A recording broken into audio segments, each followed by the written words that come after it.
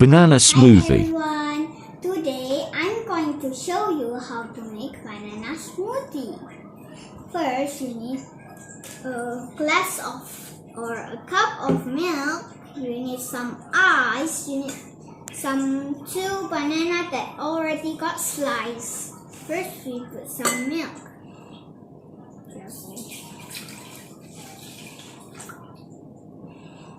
Then we put the banana.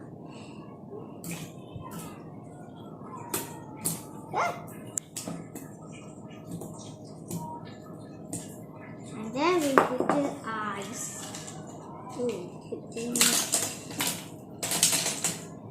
Okay, the ice is almost melted. Now we blend it. Use this blender to make a smoothie.